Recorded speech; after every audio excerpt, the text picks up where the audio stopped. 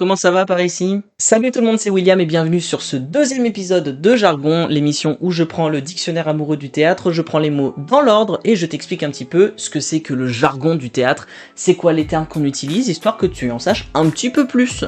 Aujourd'hui, le deuxième mot qui nous intéresse, ça va être absence. Alors je vais pas vous mentir, quand j'ai ouvert le dictionnaire, que je me suis rendu compte que le deuxième mot c'était absence, j'ai tiqué et je me suis dit mais en fait c'est quoi ce mot? L'absence n'est pas un terme qui est rattaché au théâtre.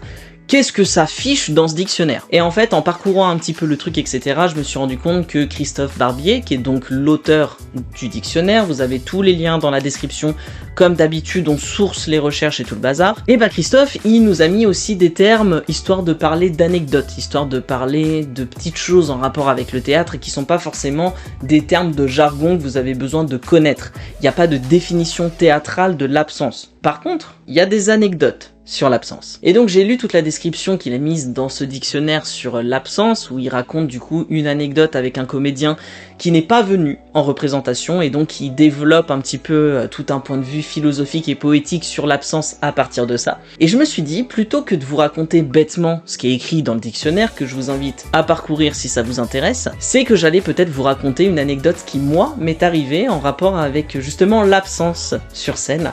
Je me suis dit que ce serait 1000 fois plus rigolo, et pour un épisode 2, on partage des petites anecdotes et c'est rigolo. En 2019, avec ma compagnie, on part en tournée pour mon projet Charles IV. Charles IV, c'est la toute première pièce de théâtre que j'ai écrite de toute ma vie. Je l'ai écrite en 2015-2016 à peu près par là, mise en scène une première fois en 2016-2017, et après une autre mise en scène en 2017-2018, on a décidé avec l'équipe de reprendre du coup ce projet-là. Et donc en 2019, nous voilà partis en tournée, et pour trouver des dates, j'ai un petit peu démarché tous les trucs possibles que je connaissais. Et parmi ces trucs, il y avait la salle des fêtes du village où j'ai grandi. Jour de la représentation, on est donc installé dans la salle des fêtes, qui est une petite scène, et il y a une petite console régie dans laquelle moi je suis à côté du public. Je suis devant la console régie, je suis pas dans la console régie, mais vous aurez compris le business. Je suis donc à la régie, le spectacle commence, les premières scènes se passent, et tout va bien. Le spectacle roule, je veux dire, on est habitué, les comédiens sont habitués, tout est ok. Quand soudain arrive une scène pleine de surprises. Arrivent sur scène 3 personnages. Charles, qui est le personnage éponyme,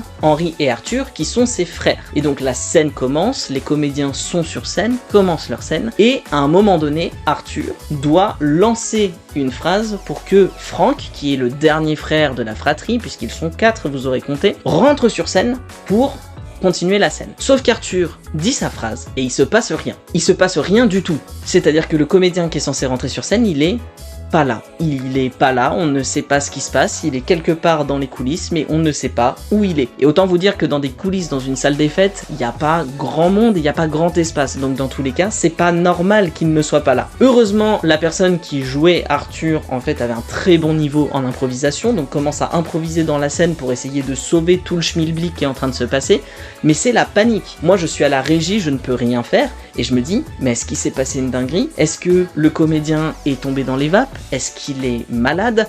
Est-ce que, je sais pas, il s'est cassé une jambe et je ne suis pas au courant parce que je suis sur le côté? Qu'est-ce qui se passe? Et donc, après 30 secondes, une minute d'enfer pour les comédiens et pour moi, où le public ne se rend compte de rien, le comédien rentre sur scène et fait sa scène. Et donc forcément tout le monde s'est posé la question, moi le premier, de mais qu'est-ce qui s'est passé? Et évidemment vous doutez bien que je suis allé voir ce comédien juste après le spectacle pour lui demander si de une tout va bien, et s'il peut me dire pourquoi il était en retard sur son timing d'entrée sur scène. Et vous n'allez jamais me croire sur la raison pour laquelle il était absent de ce début de scène. On raccroche les wagons sur les termes, vous aurez capté. Il me dit, je me suis endormi.